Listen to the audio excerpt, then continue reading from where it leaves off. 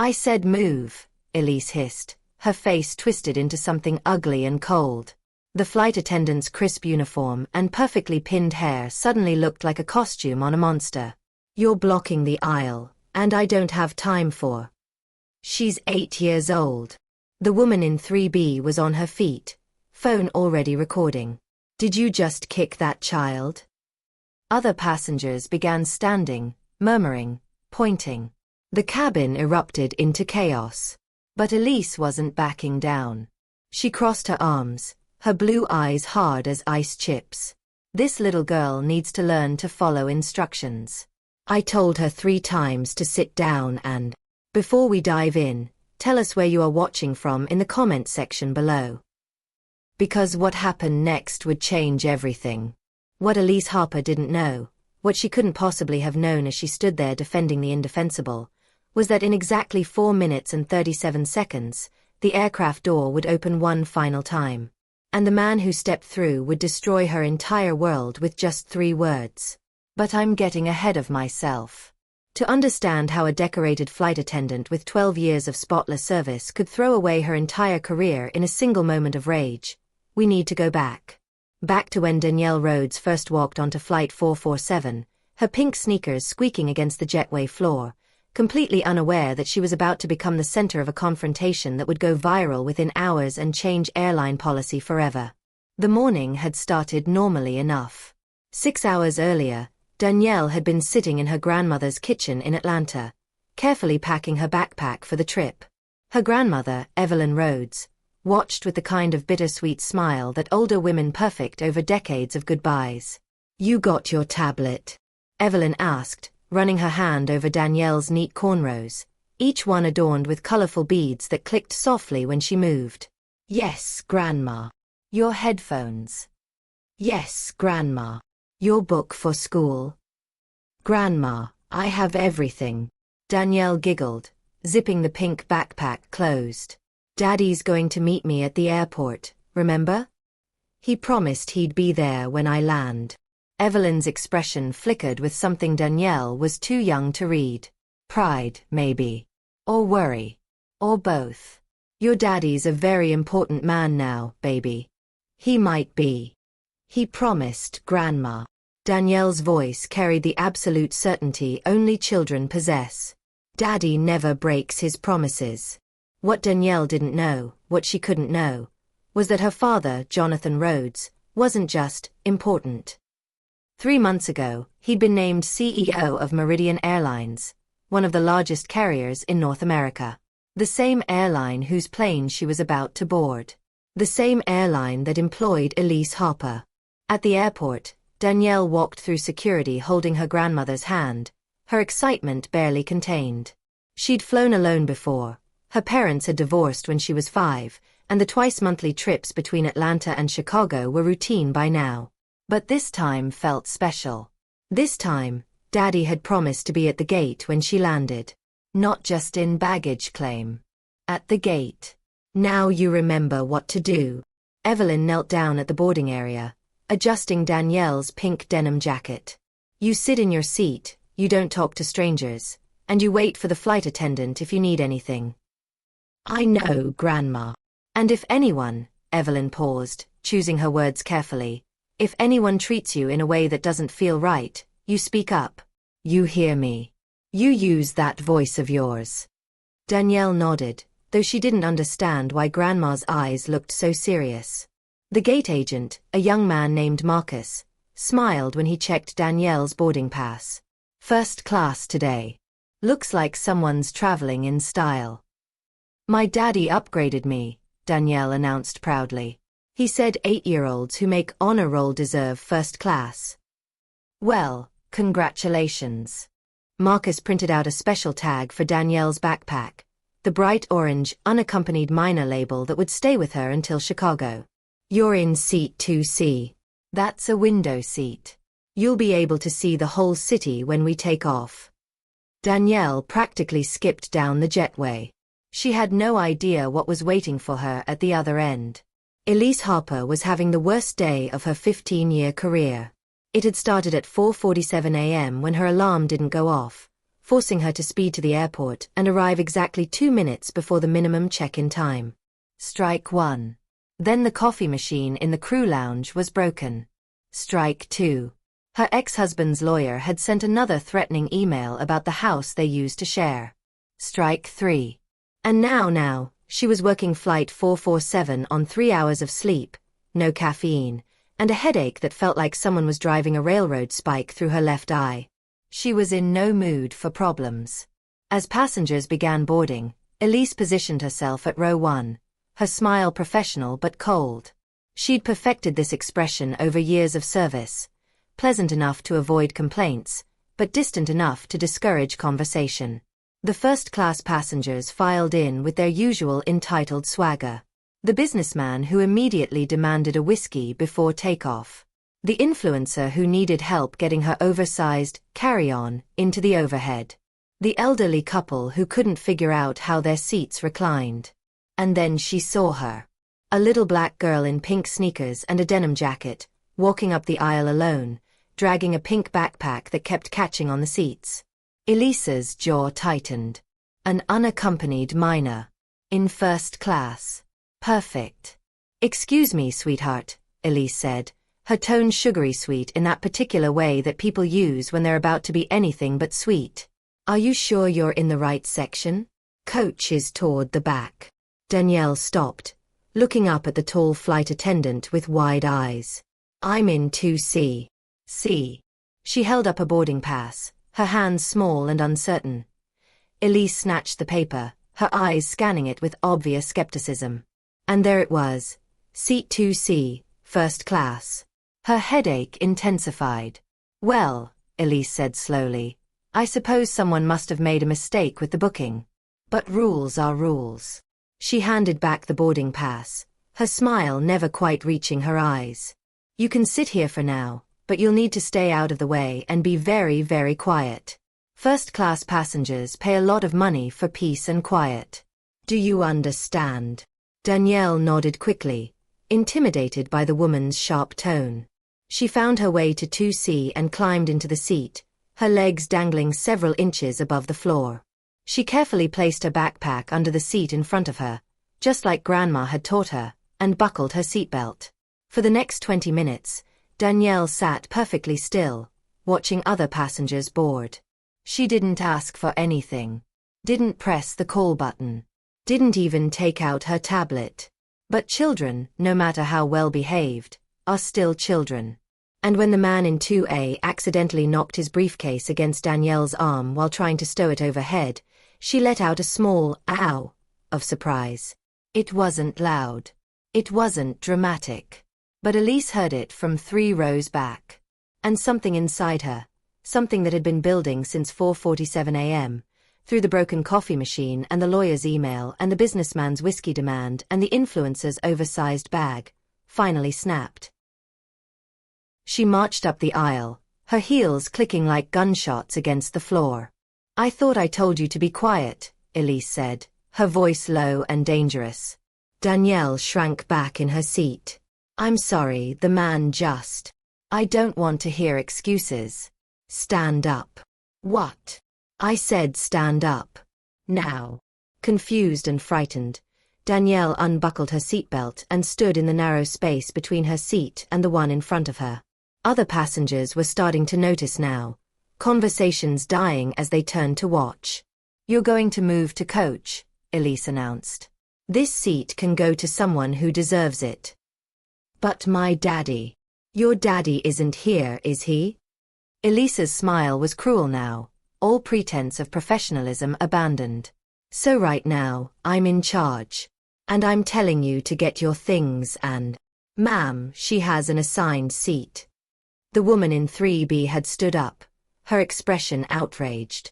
"You can't just kick a child out of her assigned seat because—" "I can do whatever is necessary to maintain order in this cabin," Elise snapped. "And this child is being disruptive." "She hasn't done anything. She's blocking the aisle." And that's when it happened. Danielle, terrified and confused, had indeed drifted slightly into the aisle while standing up. She was trying to reach for her backpack, her small body taking up maybe 12 inches of space. But it was enough. Elise Harper, decorated flight attendant with 12 years of spotless service, raised her foot and kicked 8-year-old Danielle Rhodes in the shin. Hard. The cabin exploded. Hit subscribe if you believe no child should ever be treated this way. Only bullies or trolls wouldn't subscribe. Danielle fell backward into 2A, clutching her leg, tears streaming down her face. The man in that seat caught her reflexively, his expression horrified. Did you just... He couldn't even finish the sentence. Did you just kick her? I barely touched her, Elise said, but her face had gone pale. The phone cameras were already out. At least 5 passengers were recording. She was blocking the aisle, and she wouldn't listen, and She's 8 years old. The woman in 3B was screaming now, her phone held high. I got the whole thing. You kicked her. Everyone saw you kick her. Other passengers were standing, voices raised, demanding explanations. The cabin had descended into chaos. And Elise Harper, standing in the center of it all, felt the first cold finger of real fear trace down her spine. What had she done? Everyone calm down, she said, her voice shaking now. You're all overreacting. You assaulted a child, the man in 2A said coldly. He was still holding Danielle, who was sobbing against his shoulder. On camera. With dozens of witnesses. The other flight attendant, a younger woman named Jessica, came rushing from the back of the plane. Elise, what's going on? Why is everyone? She saw Danielle's tear-stained face, the child's fingers still wrapped around her shin. Oh my God. What happened? Call the captain, someone shouted. This woman needs to be removed from this plane. Call the police. I want her badge number. Elise tried to speak, to defend herself, to explain that it wasn't as bad as it looked, that the child was fine, that everyone was overreacting. But the words wouldn't come. Because somewhere deep down, beneath the anger and the headache and the exhaustion and the 15 years of bottled-up frustration with difficult passengers and corporate policies and ex-husbands and broken coffee machines, Elise Harper knew the truth. She had just destroyed her own life. And the worst part? The absolute worst part? The aircraft door was about to open one more time. Like this video if what Elise did made you mad. We need to know you're with us against people who abuse their power. The captain's voice crackled through the intercom, sharp and authoritative. This is Captain Mitchell. I need all passengers to return to their seats immediately. Flight attendants, report to the galley. Now. Elise's hands were trembling as she made her way toward the front of the plane. Behind her, the cabin buzzed with angry whispers and the soft clicking of phone cameras still recording. Danielle's sobs had quieted to small hiccups, but the sound seemed to follow Elise like an accusation. Jessica grabbed her arm the moment they reached the galley, her young face pale with shock. Elise, what were you thinking? That little girl. I didn't mean to, Elise whispered, but even to her own ears, the words sounded hollow. She wouldn't listen, and I've been dealing with difficult passengers all morning, and... You kicked a child. Jessica's voice dropped to barely a whisper. An 8-year-old child. In first class. While dozens of people recorded it. The intercom buzzed. Harper, get up here. Now. Captain Mitchell's voice left no room for discussion. Elise's legs felt like water as she walked toward the cockpit. Through the first-class cabin, she could feel every eye on her. The woman in 3B was still on her phone, probably uploading the video already. The man in 2A had given Danielle his jacket to wrap around herself, treating the child with the gentleness Elise should have shown from the beginning. Should have. The word echoed in her mind like a death knell. Captain Mitchell was a 20-year veteran with silver hair and a reputation for running a tight ship. He looked up when Elise entered, his expression unreadable. Tell me exactly what happened. Elise tried to explain. She started with the broken coffee machine, the late alarm, the stress of the morning.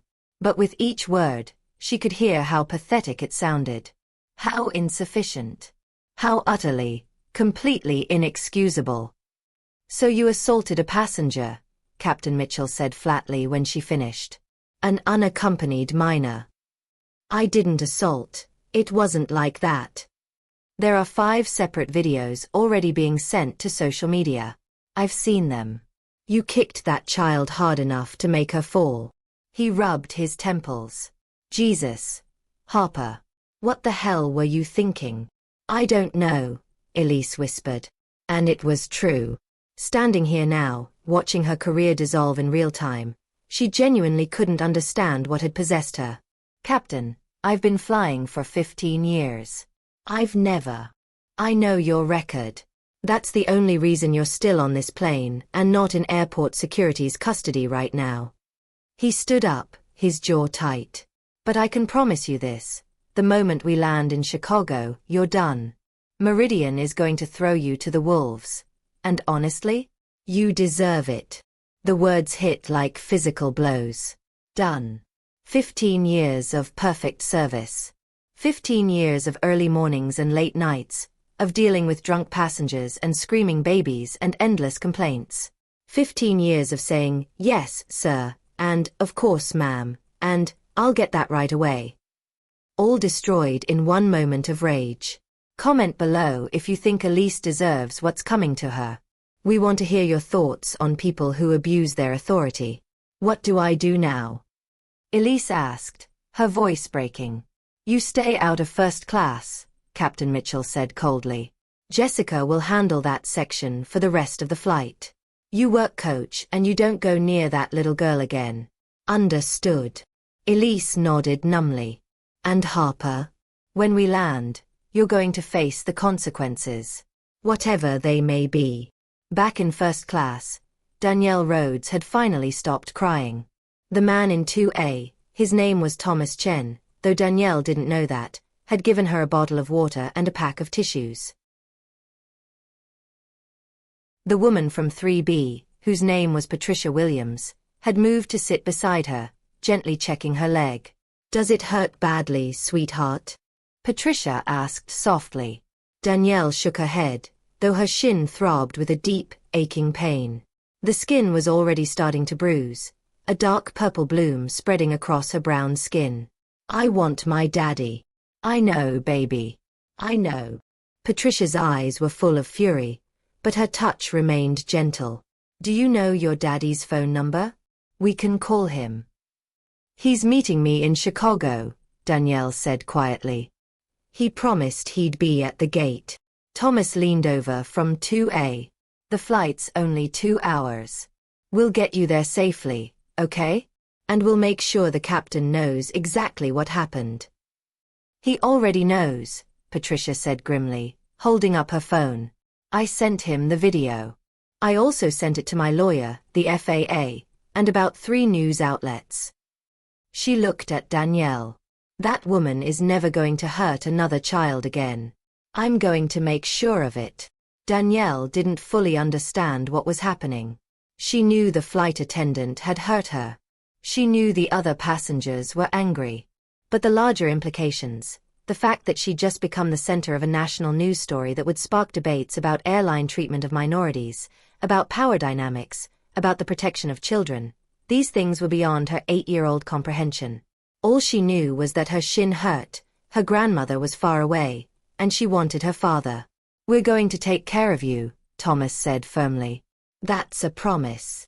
But even as he said it, none of them knew just how quickly that promise would be kept. Because 3 gates away, a man was having a very different conversation. Jonathan Rhodes was running late. It wasn't his fault, or at least, that's what he kept telling himself as his driver navigated the airport traffic with increasing urgency. The board meeting had run over by 45 minutes, and then there had been the conference call with the FAA about new safety regulations, and then Susan from legal had needed to discuss the pending lawsuit from the Dallas incident.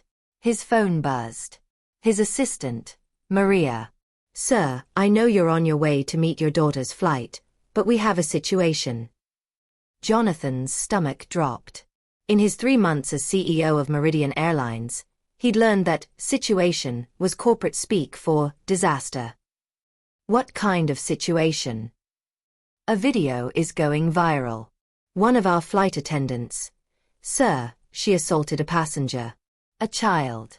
On flight 447. Jonathan's blood ran cold. Flight 447. Yes, sir. The Atlanta to Chicago route.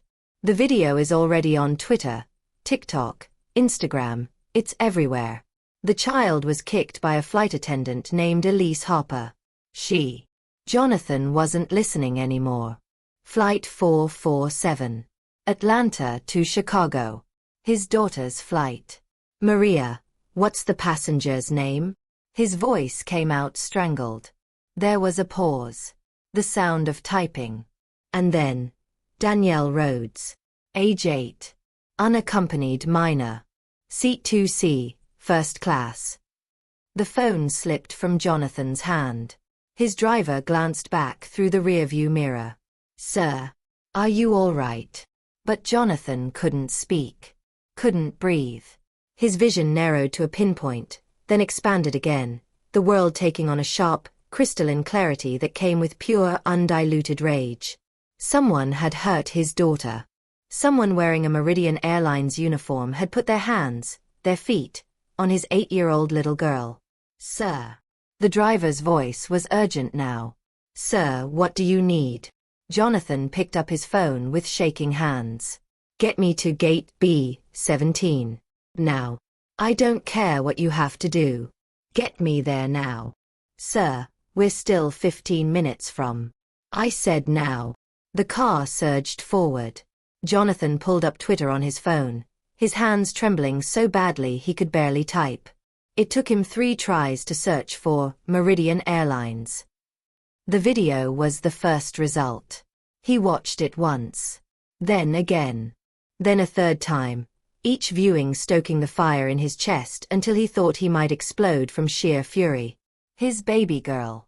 His sweet, brilliant, honor roll-making baby girl, being kicked by a flight attendant. Falling backward. Crying. The woman's voice on the video. I barely touched her. Jonathan made a phone call. Security. This is Jonathan Rhodes.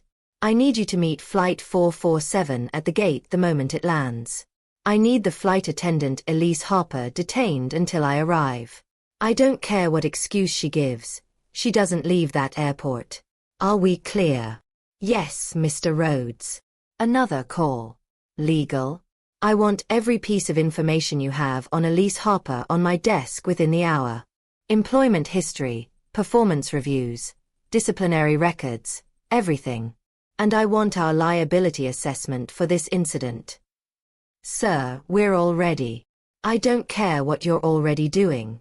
This is priority 1. My daughter was the victim. A pause. Your daughter. My daughter. He could hear the sharp intake of breath. Everyone at Meridian Airlines knew Jonathan Rhodes had a daughter. But most of them had never made the connection that she sometimes flew on their planes. Not anymore. We'll have everything ready, sir. If you think Jonathan has every right to be furious, hit that like button. Show us you stand with fathers who protect their children. The car screeched to a halt outside Terminal B. Jonathan threw open the door before it had fully stopped, his long legs eating up the distance to the security checkpoint. Mr. Rhodes. The TSA supervisor recognized him immediately. Sir, you can't just. Jonathan flashed his credentials, not his CEO badge, but his airport authority clearance that he'd been granted for emergency situations. My daughter was assaulted on one of our flights. That plane lands in 8 minutes. I need to be at that gate. The supervisor's expression changed immediately. Gate B17. Go. I'll clear your path. Jonathan ran. He was 53 years old, and he ran through that terminal like an Olympic sprinter, his $3,000 suit jacket flapping behind him, his handmade Italian shoes pounding against the tile floor. Travelers jumped out of his way, startled by the tall black man in executive attire moving with such desperate urgency. Gate B14. B15. B16. He could see B17 ahead, the door still closed, the desk agent speaking into her radio. His lungs burned. His heart hammered. But he didn't slow down. The gate agent looked up as he approached, her eyes widening. "Mr. Rhodes. Sir, we weren't expecting. Is my daughter on that plane?" "Sir, the flight hasn't landed yet, but when it lands, I go on first. Before anyone gets off. Are we clear?" The gate agent nodded quickly. "Yes, sir. Of course, sir." Jonathan positioned himself at the door, his chest heaving, his hands clenched into fists at his sides. Through the window, he could see the plane taxiing toward the gate, the Meridian Airlines logo gleaming in the afternoon sun. His airline. His plane. His daughter.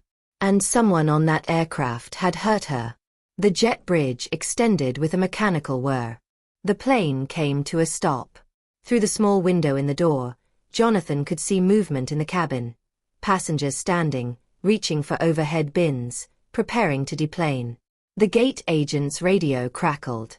"Flight 447, you're clear to open the door." Jonathan's muscles tensed. The door swung open. And for just a moment, one brief, crystalline moment, there was absolute silence. Inside the cabin, Elise Harper was standing near the galley, her back to the door, when she heard someone board the plane. Odd. Passengers were supposed to deplane first. She turned around, already preparing her professional smile, ready to greet whoever had come aboard. And then she saw him. Tall.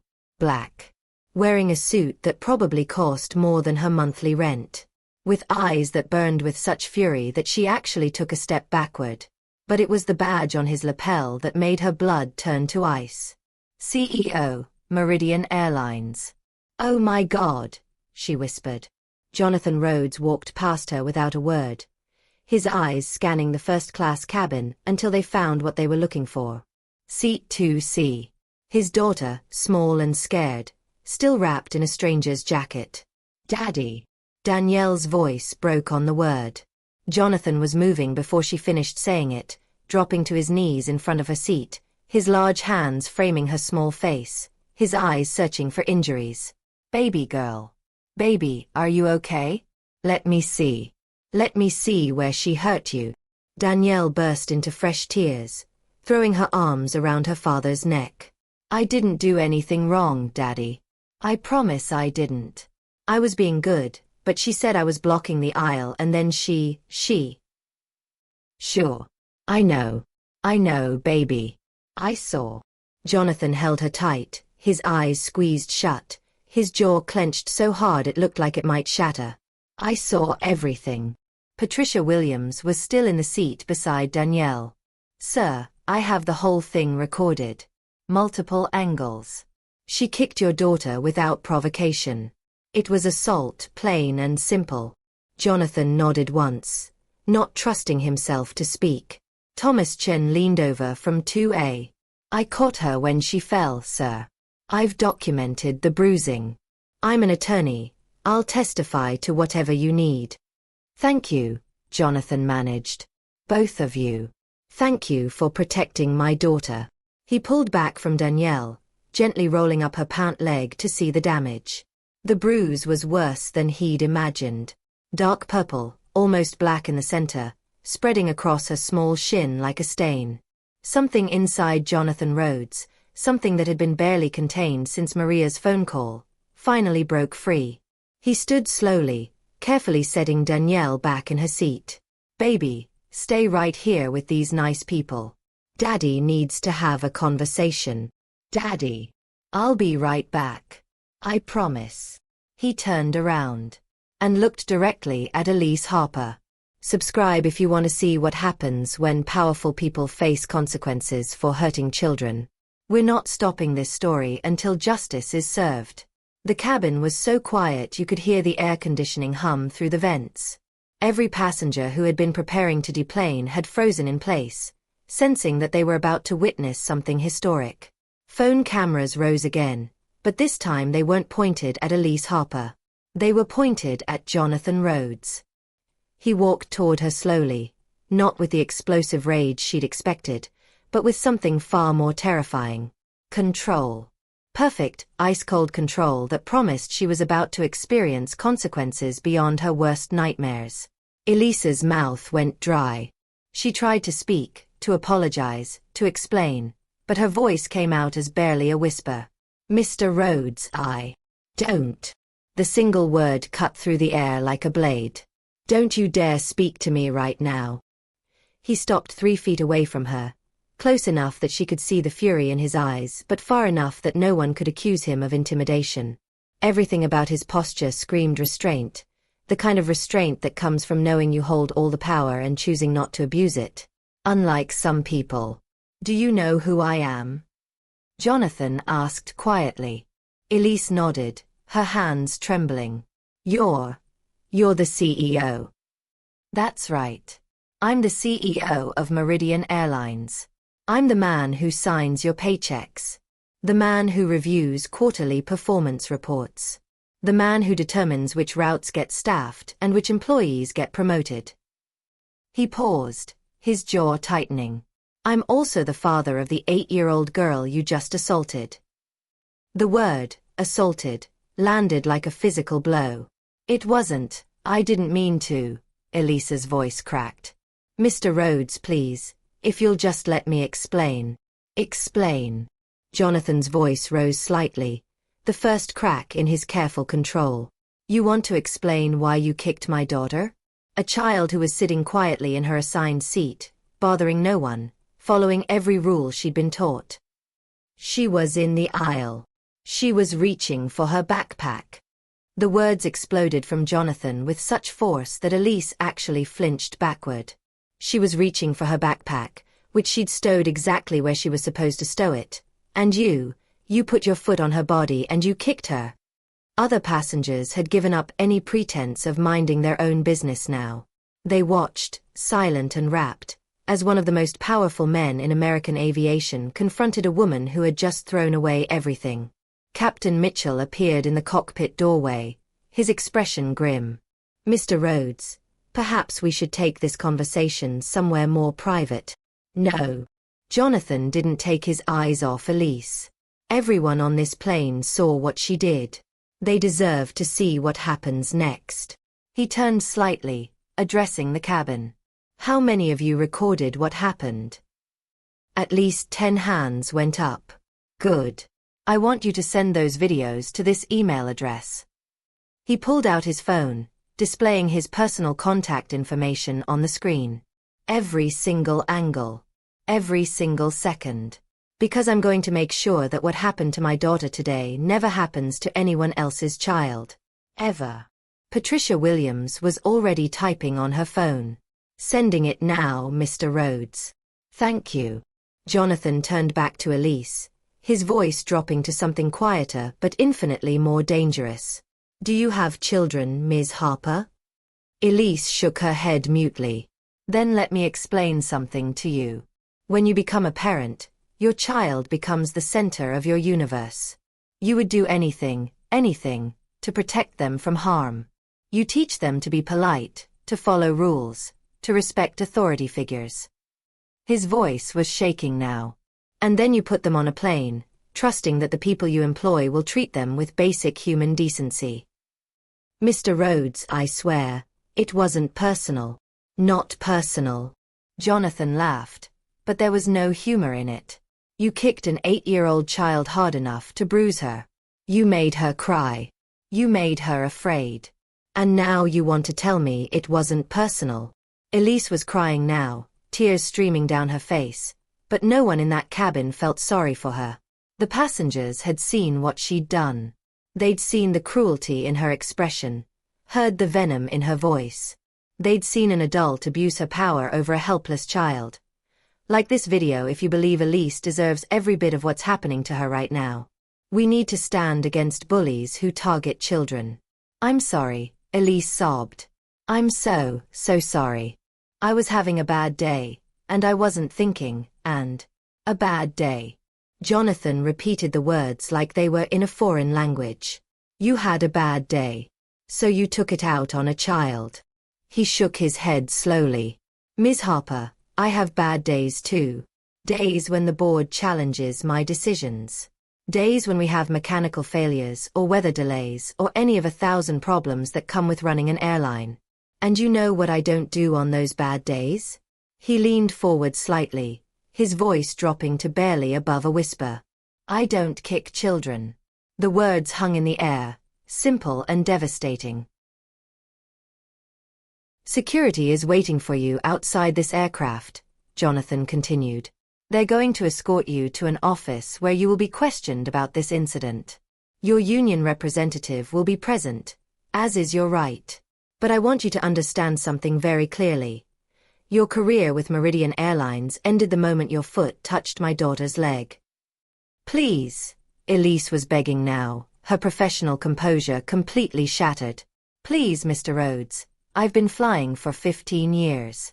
This job is all I have. My divorce took everything else. If I lose this, you should have thought about that before you assaulted a child.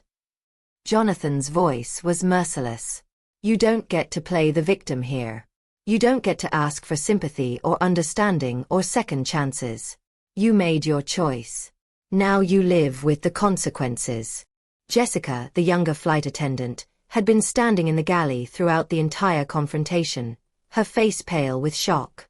She cleared her throat hesitantly. Mr. Rhodes. Sir, what should I do with the rest of the passengers? We still need to complete the deplaning process normally, Jonathan said, his voice becoming businesslike again. Everyone should be allowed to leave. Except Ms. Harper. She goes nowhere until security has her. He turned back to the cabin, addressing the other passengers directly. I want to apologize to each and every one of you for what you witnessed today. This is not the standard of service we strive for at Meridian Airlines. This is not who we are. He paused. But I also want to thank you. Thank you for standing up for my daughter. Thank you for recording what happened. Thank you for not letting this be swept under the rug. Thomas Chen stood up, extending his hand. Sir, I'm Thomas Chen, attorney with Morrison & Associates. I'd like to offer my services pro bono if you decide to pursue legal action.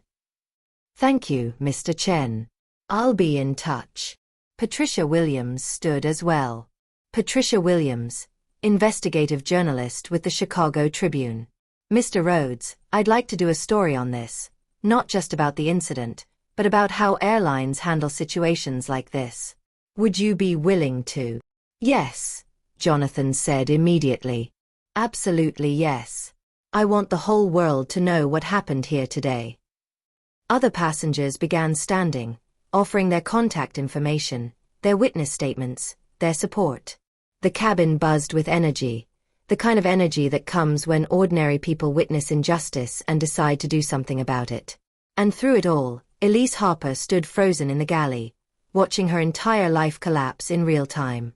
20 minutes later, Danielle Rhodes sat in the airport's medical office, a kind nurse practitioner examining her bruised shin while her father held her hand. It's going to hurt for a few days, the nurse said gently, applying an ice pack. But nothing's broken. She's going to be fine, Mr. Rhodes. Thank you. Jonathan's voice was hoarse. He hadn't stopped touching Danielle since they'd left the plane, keeping one hand on her shoulder, her back, her arm, as if reassuring himself that she was really okay. The nurse left them alone, and for a long moment, father and daughter just sat in silence. Daddy. Danielle's voice was small. Am I in trouble? Jonathan's heart shattered. What? Baby? No. Why would you think that? Because the lady said I was being bad. She said I wasn't following the rules. Danielle looked up at him with wide, uncertain eyes. Was I bad? Jonathan knelt down so he was at her eye level, his hands cupping her face. Danielle Marie Rhodes, you listened to me very carefully. You did absolutely nothing wrong. Do you hear me? Nothing. But she said. She was wrong. She was completely, totally wrong. Jonathan's voice was fierce. You were polite. You were respectful. You followed every rule. And what happened to you, that was not your fault. Not even a little bit. Then why did she do it? It was the question Jonathan had been dreading. How do you explain to an 8-year-old that sometimes adults abuse their power? That sometimes people hurt others simply because they can? That the world isn't always fair, especially to little black girls who dare to exist in spaces where others don't think they belong? Comment below if you think every child deserves to feel safe on an airplane. Tell us where you're watching from. We want to hear from people who believe in protecting kids. Sometimes, Jonathan said slowly, choosing his words carefully, grown-ups have problems that have nothing to do with you. They're angry about things in their own lives, and they take that anger out on people who can't fight back. It's not right. It's not fair. But it happens. Like bullies at school? Exactly like bullies at school. Danielle thought about this for a moment. So what happens to her now? She's going to lose her job. She's going to face legal consequences. And she's going to understand that hurting children is never, ever acceptable. Good, Danielle said with the absolute moral certainty of childhood. She was mean. Jonathan pulled his daughter into a tight hug, breathing in the familiar scent of her coconut shampoo, feeling the beads in her cornrows press against his cheek. His brilliant, beautiful baby girl who loved math and hated broccoli and could recite every planet in order but still needed him to check for monsters under her bed. His daughter, who would carry the scar of this day, physical and emotional, for far longer than he wanted to think about. "I'm sorry I wasn't there," he whispered into her hair. "I'm sorry I didn't protect you." "But you came," Danielle said simply. "You promised you'd be there, and you came. I'll always come for you, baby. Always." 3 gates away, Elise Harper sat in a small office with 2 security guards, her union representative, and a growing sense of doom. Her phone had been buzzing non-stop since they'd brought her here. Text messages from friends who'd seen the video. Emails from news outlets requesting interviews. Notifications from social media showing that her name was trending, and not in a good way. "Ms. Harper," the union representative, a tired-looking man named Bill Morrison, said carefully, "I have to be honest with you. This is going to be very difficult to defend." "But I didn't mean to hurt her." Elise's voice was desperate. It was barely a tap. "She's being dramatic. Kids that age, There are 7 different video angles showing you kick that child with significant force," Bill interrupted. "One of them clearly shows the impact. Another shows her falling backward. A third shows her crying and clutching her leg. And a fourth," he pulled out his tablet, pulling up a news website. "A fourth shows the bruise, which is extensive and clearly visible." Elise stared at the screen, seeing Danielle's small shin marked with dark purple bruising. Had she really done that? The office door opened, and a woman in a crisp business suit walked in, carrying a leather folder. "Ms. Harper, I'm Rebecca Santos from Meridian Airlines Human Resources. I need to inform you that, effective immediately, you are suspended without pay pending the outcome of an internal investigation." "You can't."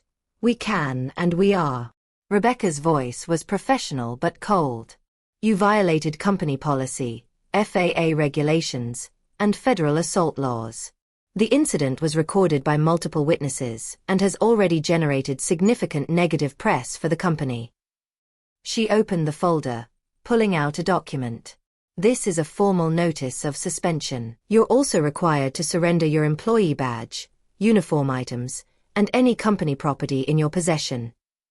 Elise's hands shook as she unpinned her wings, the small metal insignia that flight attendants wore with pride, the symbol of years of service and dedication. 15 years of her life, reduced to a piece of metal on a desk. "What about my things on the plane?" she asked, her voice barely above a whisper. "They'll be sent to your home address." Rebecca collected the wings, placing them in the folder. "You're not to return to any Meridian Airlines property without written authorization. You're not to contact any passengers from Flight 447. And you're not to speak to the media without clearance from our legal team." "For how long?" Rebecca looked at her with something that might have been pity. "Ms. Harper, I've worked in HR for 23 years. I've handled hundreds of disciplinary cases. And I can tell you that in all that time, I've never seen anyone come back from assaulting a child." She closed the folder. "Start looking for a lawyer. You're going to need one. Subscribe if you believe people who hurt children should face real consequences." We're following this story to the very end. That evening, Jonathan Rhodes sat in his home office in Chicago, his laptop open to a document titled Policy Reform Proposal, Enhanced Protections for Unaccompanied Minors. Danielle was asleep upstairs, exhausted from the day's events and the pain medication the nurse had prescribed. Her mother, Jonathan's ex-wife Lisa, was on her way from Wisconsin, having dropped everything when Jonathan called to explain what had happened. They'd had their differences over the years, plenty of them. But when it came to their daughter, they were united. And right now, Jonathan was channeling his rage into something productive. He typed furiously, outlining new training requirements for flight attendants. Mandatory body cameras for crew members working with unaccompanied minors. Stricter background checks. Zero-tolerance policies for any form of physical contact with child passengers. His phone buzzed. Patricia Williams from the Tribune. "Mr. Rhodes, I wanted to give you a heads up. The story goes live in tomorrow's morning edition. Front page. We've also got footage from the cabin that's going to air on the evening news." "Good. There's something else you should know. We did some digging into Elise Harper's employment history. This isn't her first complaint." Jonathan's fingers stilled on the keyboard. "What?" 3 years ago, a passenger filed a complaint alleging that Harper had made racially insensitive comments during a flight from Miami to Detroit. It was investigated, but Harper claimed it was a misunderstanding and the passenger didn't pursue it further. 2 years before that, another complaint about aggressive behavior toward a teenage passenger. Again investigated, again. Nothing came of it. Jonathan's jaw clenched. So there was a pattern. There was a pattern. And your airline's HR department either didn't see it or didn't care enough to act on it. "That ends now," Jonathan said quietly. "I'm implementing new policies. And I'm going to audit every single complaint filed against crew members in the past 10 years. If there are more Elise Harpers out there, I'm going to find them. That's going to make you very unpopular with the union. I don't care. My daughter shouldn't have to be afraid to fly on my own airline." After he hung up, Jonathan sat in the dark office, staring at the screen. Tomorrow, the world would know what happened on Flight 447. The videos would go viral. The story would spread. Elise Harper would become a symbol, a cautionary tale about what happens when power goes unchecked. But Jonathan wasn't satisfied with making an example of one person. He wanted systemic change. He wanted every child who flew on Meridian Airlines to know they were safe, protected, valued. He wanted his daughter to never doubt that she belonged anywhere she chose to be. And he was willing to burn down whatever he needed to burn to make that happen. The video hit the internet at 11:47 p.m. By midnight, it had been viewed 2 million times. By 2 a.m., every major news network in America was running the story. By dawn, Elise Harper was the #1 trending topic on Twitter, and Meridian Airlines wasn't far behind. Jonathan Rhodes hadn't slept. He'd spent the entire night in his office, coordinating with his legal team, his PR department, and his executive board. The phone hadn't stopped ringing. Reporters, lawyers, activists. Everyone wanted a statement, an interview, a piece of the story that was rapidly consuming the national conversation. But it was the email he received at 6:23 a.m. that made him pause.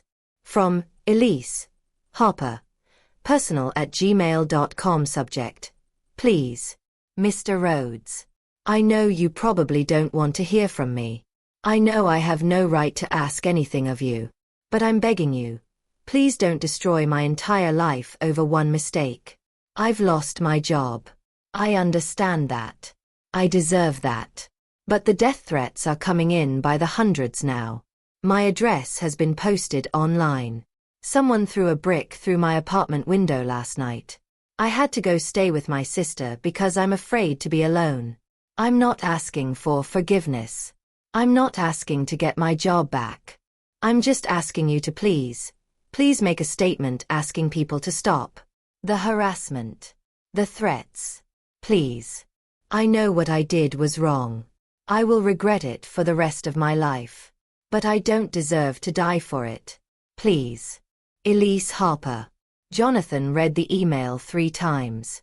Part of him, the father part, the part that had held his crying daughter yesterday, wanted to delete it without responding. Wanted to let Elise Harper experience even a fraction of the fear that Danielle had felt. But another part, the part that had been raised by parents who'd marched with Dr. King, who taught him that justice and vengeance were not the same thing, knew he had to respond. He typed carefully, Ms. Harper, I will make a public statement condemning violence and harassment. Not because you've earned my compassion, but because that's not who I am. However, you will face the full legal and professional consequences of your actions. My daughter will carry the memory of what you did for the rest of her life. You'll carry the consequences for the rest of yours. That's not vengeance.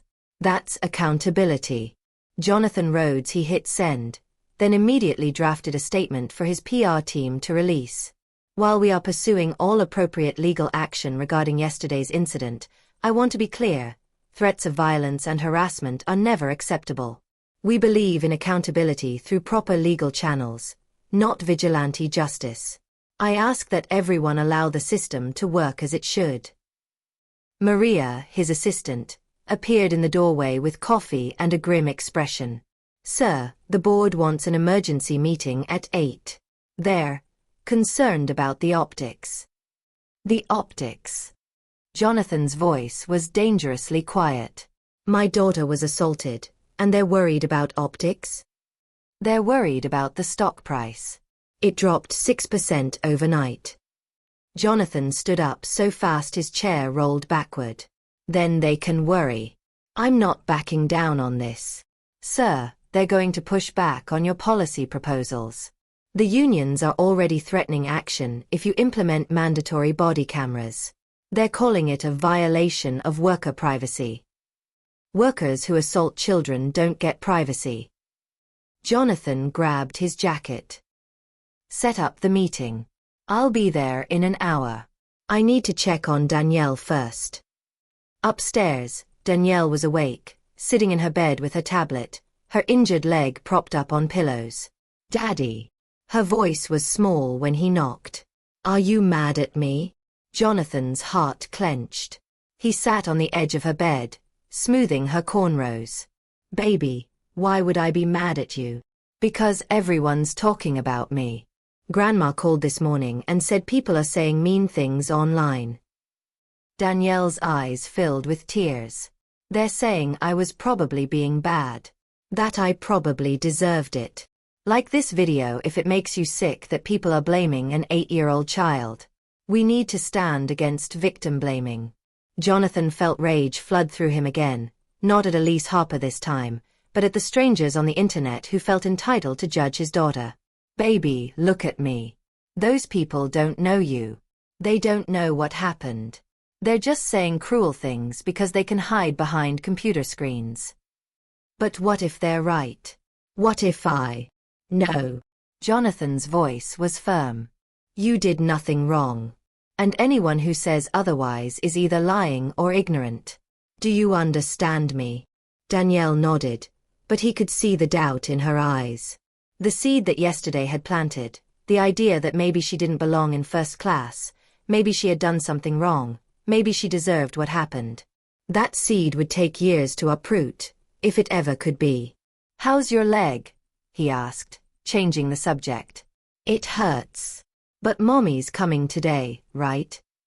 She'll be here by noon. Is the mean lady going to jail? Jonathan hesitated. The truth was complicated. Assault charges were pending, but cases like this often resulted in plea deals, probation, community service. Elise Harper would probably never see the inside of a cell. But his daughter needed simple answers right now. She's going to face consequences, he said carefully. Real ones. And she's never going to work as a flight attendant again. She's never going to be able to hurt another child the way she hurt you. Good. Danielle's voice was fierce, an echo of Jonathan's own righteous anger. She was really, really mean, Daddy. I know, baby. I know. His phone buzzed. A text from Thomas Chen, the attorney who'd caught Danielle when she fell. Mr. Rhodes, I've compiled witness statements from all the passengers in first class. I'm also in contact with 3 civil rights organizations who want to file amicus briefs if this goes to court. Call me when you can. Another text, this one from Patricia Williams. Story's gone national. CNN, MSNBC, Fox, they're all running it. You're going to get interview requests. Let me know if you need advice on handling the media circus. And another, from someone he didn't recognize. This is Dr. Angela Morrison, child psychologist. I specialize in trauma therapy for children. I'd like to offer my services to your daughter pro bono. What she experienced was a form of racialized violence, and she may need help processing it. Please call me. Jonathan stared at that last message for a long moment. Racialized violence. He'd been trying not to think about that aspect of it. Trying to focus on the simple fact that his daughter had been hurt, that an adult had abused her power, that justice needed to be served. But he couldn't ignore it forever. Would Elise Harper have kicked a white child in first class? Would she have questioned that child's right to be there? Would she have treated that child with the same contempt she'd shown Danielle? Jonathan knew the answer, even if he couldn't prove it. And his daughter would grow up knowing it too. The board meeting was exactly as hostile as Jonathan had expected. 6 white men in expensive suits, all of them deeply concerned about shareholders, public perception, and the overreaction to what they kept calling an unfortunate incident. Jonathan, we understand you're upset, Board Chairman Richard Caldwell said, his tone patronizing. Any father would be. But you need to think about the bigger picture here. The policy changes you're proposing would cost millions to implement. I don't care what they cost. You should care. The stock price will recover. Jonathan leaned forward, his hands flat on the conference table. But you know what won't recover? Our reputation if this happens again. Our credibility if another child gets hurt because we were too cheap to implement basic safety measures. It was one incident, another board member said. One bad employee out of thousands. It was 3 incidents, Jonathan interrupted. 3 complaints against Elise Harper that were documented and ignored. How many other employees have similar patterns that we've overlooked? Silence. That's what I thought, Jonathan said coldly. We're implementing the reforms. Mandatory training. Body cameras for crew working with unaccompanied minors. A complete audit of all employee complaints from the past decade. And if you don't like it, he stood up, then vote me out. But I guarantee you, the PR from firing a CEO for trying to protect children will make yesterday's stock drop look like nothing. He walked out before they could respond. Comment below if you think Jonathan Rhodes is the kind of CEO every company needs. Tell us, would you stand up to your own board like this? That afternoon, Lisa Rhodes arrived at Jonathan's house, immediately sweeping Danielle into her arms. Baby, oh baby, let me see you. Lisa examined Danielle's bruised leg, her face hardening. Jonathan, I swear to God. I know. He ran a hand over his face. I'm handling it. Are you? Because I've been getting calls from reporters all morning asking if I'm going to sue the airline too. Our daughter's face is all over the news. People are sending her hate mail. Jonathan. An 8-year-old is getting hate mail. I'm making them stop. I released a statement. A statement isn't enough. Lisa's voice rose. That woman should be in jail right now. Not suspended. Not under investigation. In jail. I'm working with prosecutors. They're building a case. While our daughter suffers. Lisa's eyes filled with tears. Do you know what she asked me on the phone this morning?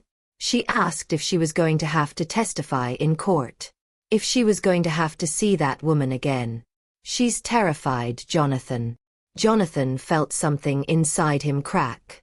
I know. God, Lisa, I know. But I'm doing everything I can. Then do more. Lisa's voice dropped. I don't care about policy reforms or board meetings or stock prices. I care about our daughter. And right now, she needs to know that the person who hurt her will face real consequences.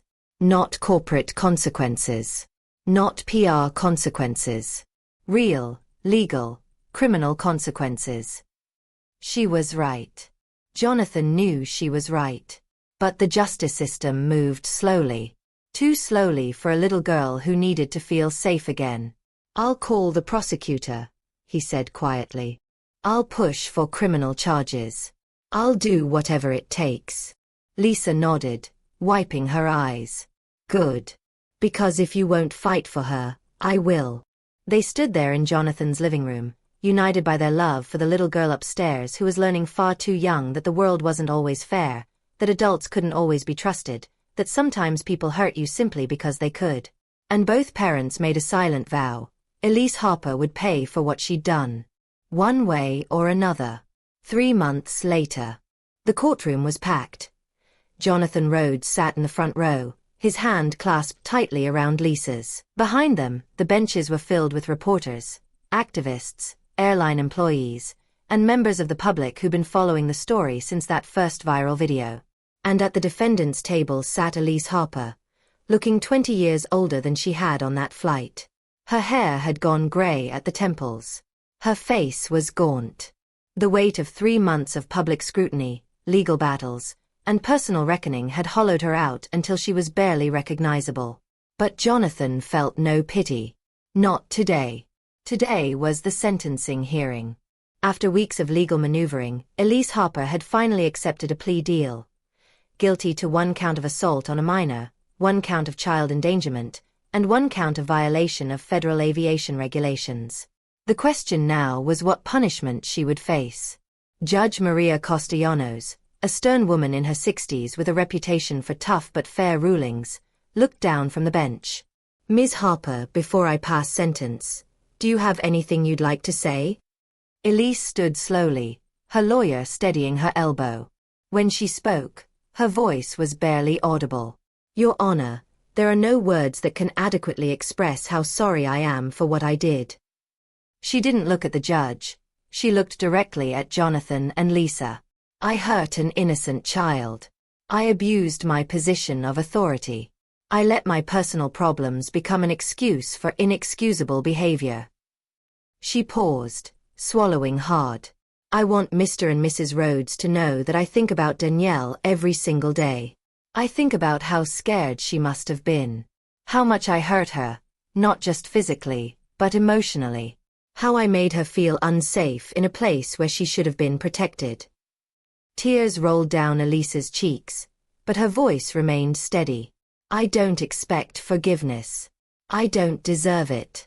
I just want them to know that if I could go back and change that day, I would give anything, everything, to do it differently. She turned back to the judge. I'm ready to accept whatever punishment you think is appropriate, Your Honor. I know I deserve it. Judge Castellanos made a note, then looked up. Mr. Rhodes, as the victim's father, you have the right to make a statement. Would you like to address the court? Jonathan stood, his jaw tight. He'd prepared a speech, pages of it, detailing every way that Elise Harper's actions had damaged his daughter, his family, his sense of security. But standing here now, looking at the broken woman at the defendant's table, most of those words seemed unnecessary. Your Honor, 3 months ago, my daughter learned a lesson that I'd hoped she'd never have to learn so young. She learned that the world isn't always fair. That people in positions of authority can abuse that authority. That being polite and following the rules doesn't always protect you. He took a breath. Danielle has nightmares now. She wakes up crying, reliving the moment she was kicked. She's afraid to fly alone anymore. Actually, she's afraid to fly at all. We've had to take her to therapy twice a week, just so she can begin to process what happened to her. Several people in the gallery were crying now. But here's what else my daughter has learned, Jonathan continued, his voice growing stronger. She's learned that when something wrong happens, people will stand up for her. She's learned that justice, while slow, can still come.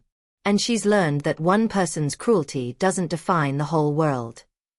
He finally looked at Elise. Ms. Harper says she's sorry. I believe her.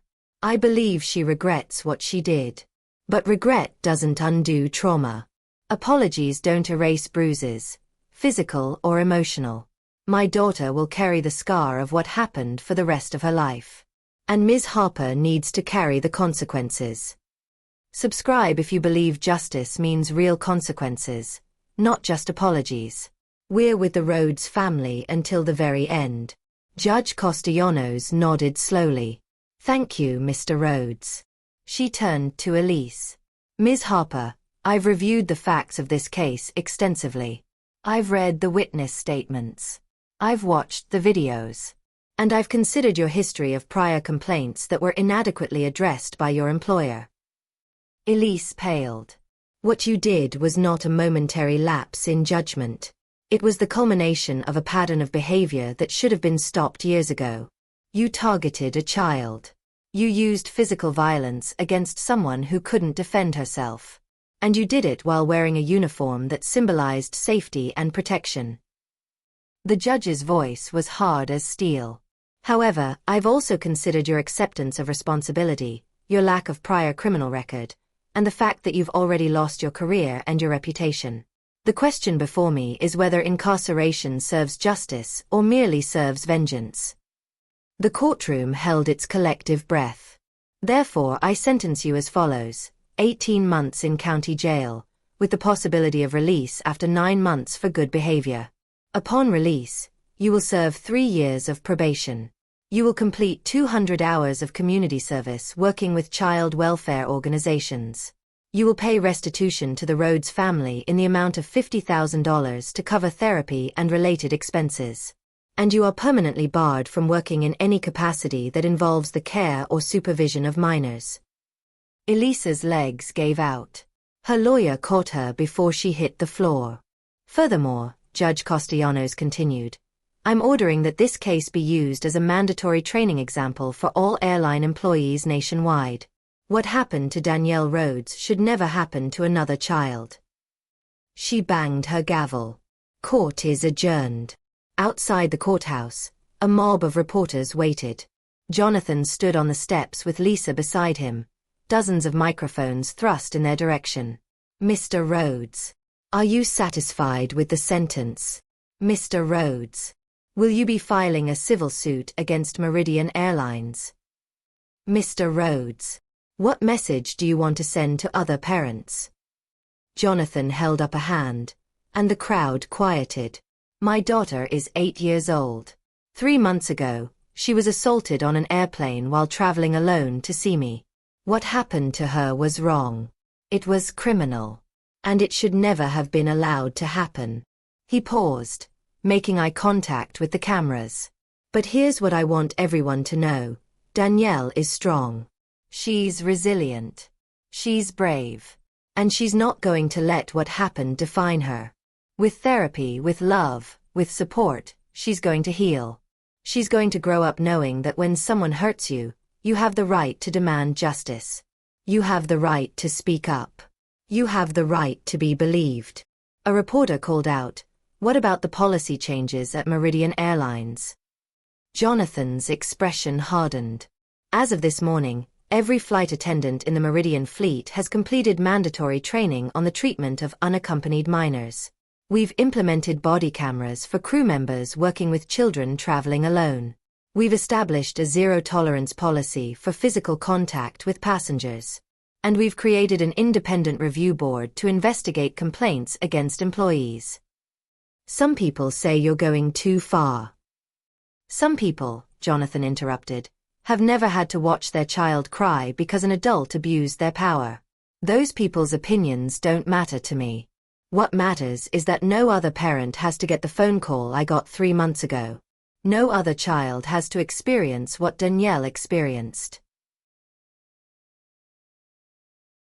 Lisa stepped forward, her voice clear and strong. I also want to say something. For 3 months, people have been debating whether this was about race. Whether Elise Harper would have treated a white child the same way. Whether my daughter's blackness made her a target. She looked directly into the cameras. I can't read Elise Harper's mind. I can't prove what was in her heart that day. But I can tell you this. My daughter has been flying since she was 5 years old.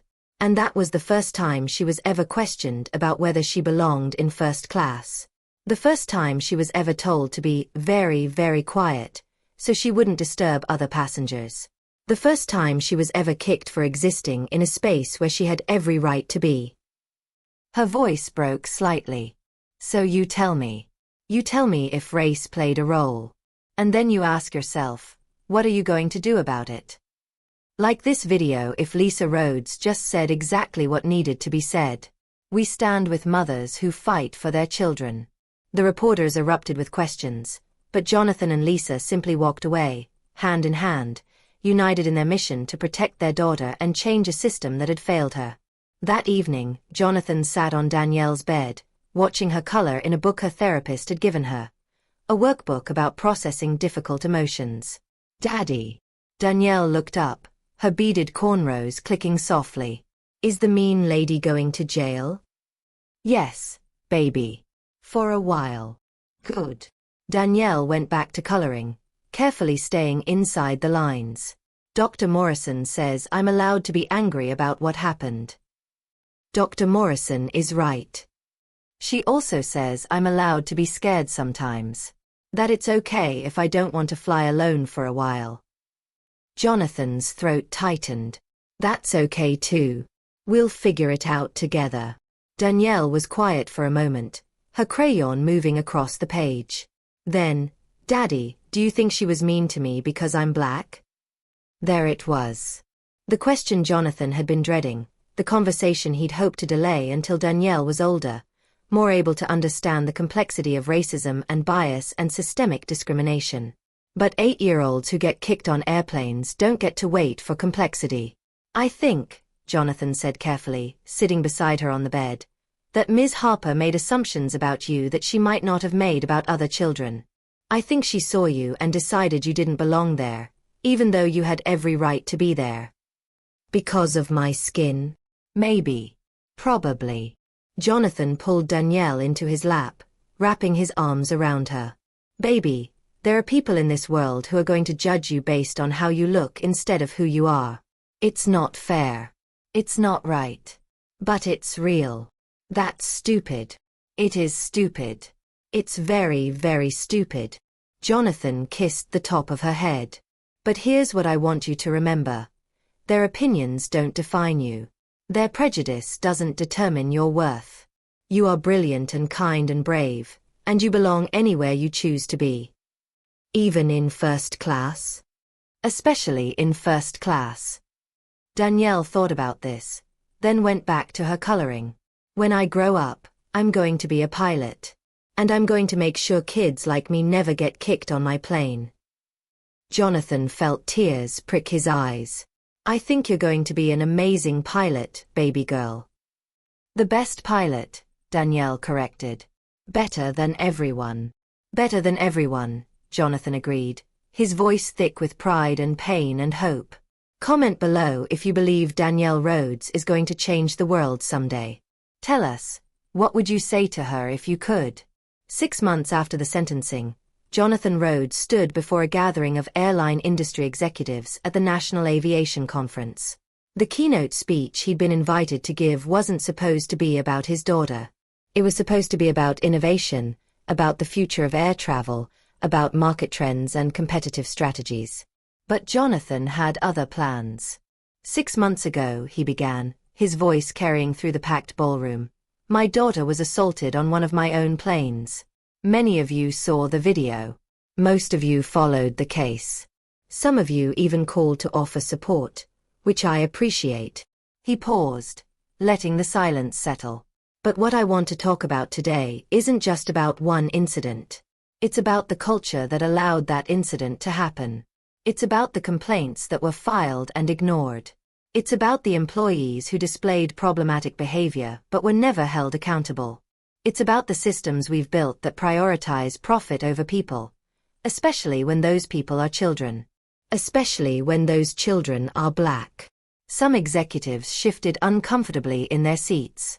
Since implementing our new policies, Meridian Airlines has seen a 40% increase in positive feedback from families traveling with children. We've had 0 incidents of inappropriate contact between crew members and minor passengers. And our employee satisfaction scores have actually gone up, because it turns out, most flight attendants want clear guidelines about appropriate behavior. Most of them want to do the right thing. He clicked to the next slide, showing data on complaint resolution, employee training outcomes, and passenger safety metrics.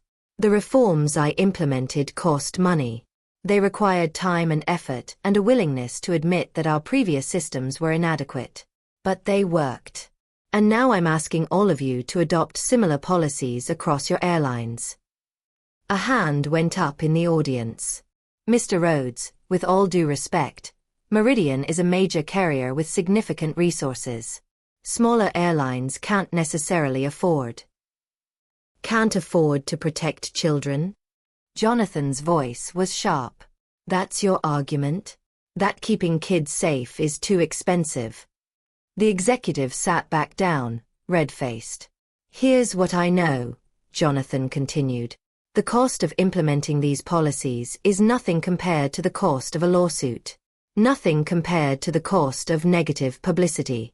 And absolutely nothing compared to the cost of failing a child who trusted you to keep them safe.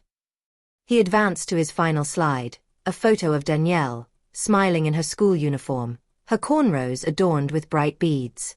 This is my daughter. Her name is Danielle Rhodes. She's 9 years old now. She likes math and soccer and terrible pop music. She wants to be a pilot when she grows up. And she deserves to travel without fear. Every child does. Jonathan looked out at the sea of faces, some sympathetic, some defensive, some simply uncomfortable with being confronted with their industry's failures. I'm not asking you to do this because it's profitable. I'm not even asking you to do it because it's good PR.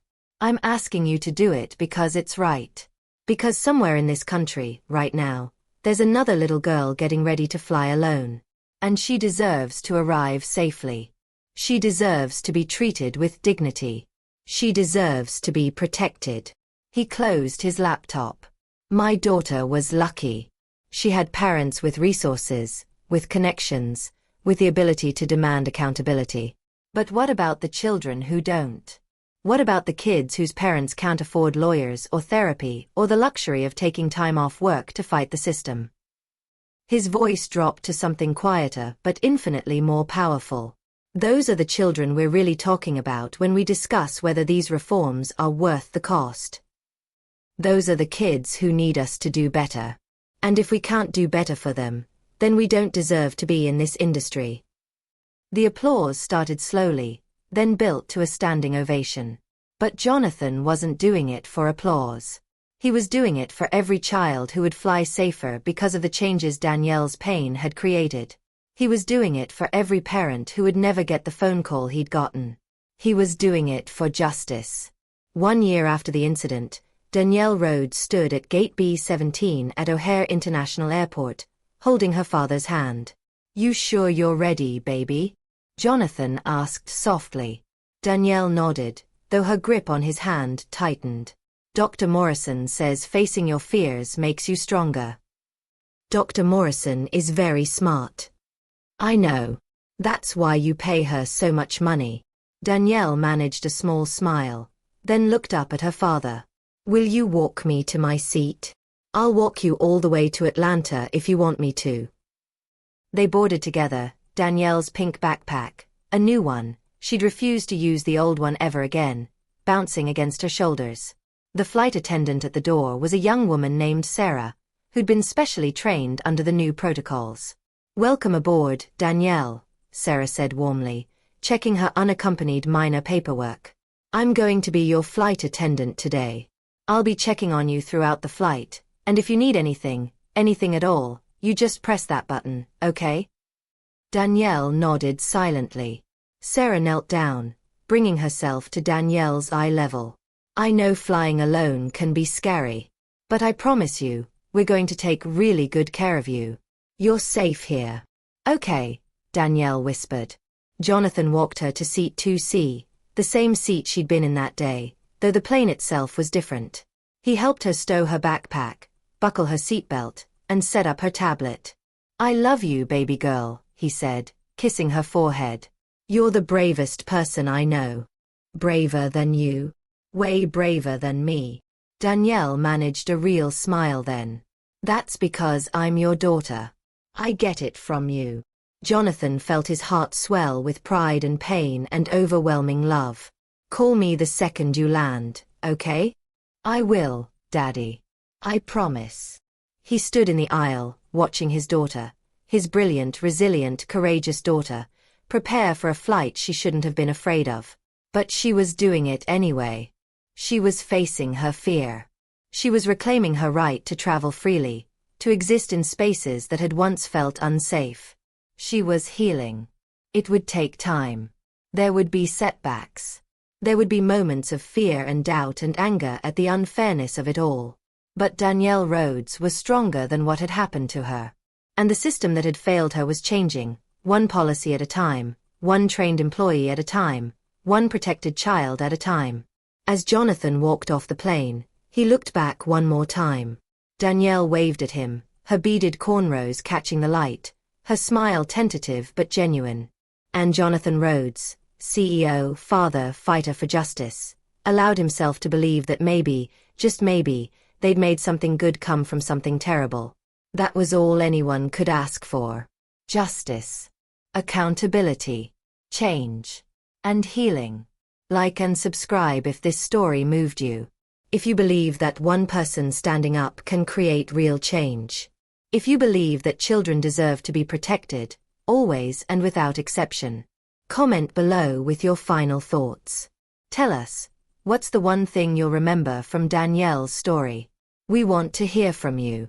And most importantly, if you see injustice, whether on a plane, in a school, in your community, speak up. Record it. Report it. Stand up for those who can't stand up for themselves. Because that's how we change the world. One brave moment at a time.